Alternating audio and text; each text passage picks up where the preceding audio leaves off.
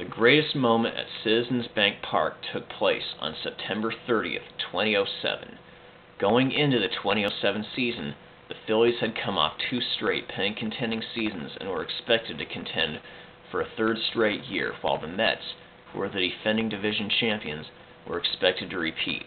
However, before the season began, Phillies shortstop Jimmy Rollins publicly stated that the Phillies were the team to beat, and his statement sparked a significant amount of controversy. It also didn't help that his team got off to a slow start, losing 11 of their first 15 games, and by June 2nd were 8 games out. However, by that time, the Phillies had climbed to a game under 500 and would play much better baseball through August. On August 31st, they were only 2 games behind the Mets.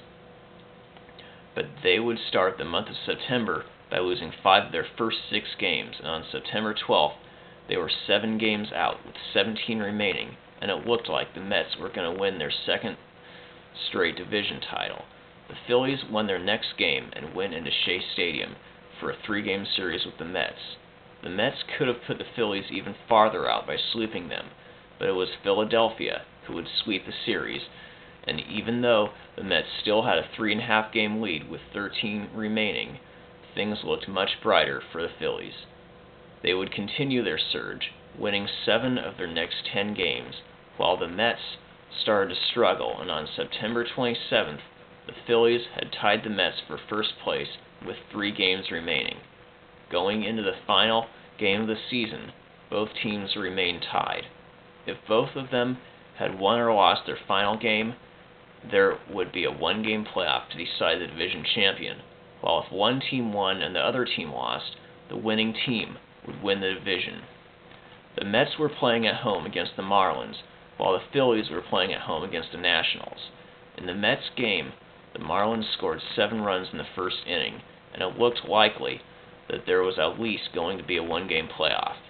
In the Phillies game, they scored first, taking a 1-0 lead in the first on a sac fly by Chase Utley. In the third inning, the fans would have even more to cheer about when Ryan Howard came to the plate with the bases loaded and 2 outs. He would line a single to right to drive in 2 runs to give the Phillies a 3-0 lead, and the fans were starting to sense that they were going to win their first division in 14 years. Meanwhile, Phillies starter Jamie Moyer was holding the Nationals in check, and after the Nationals were retired in the top of the 6th, the Phillies were 9 outs away from the title. In the bottom of the 6th, things got even better for the Phils when they put runners on second and third with only 1 out. Tadahito Iguchi drove in a run with a sac fly, and Jimmy Rollins, who would win the NL MVP award, hit a triple to make it 5-1.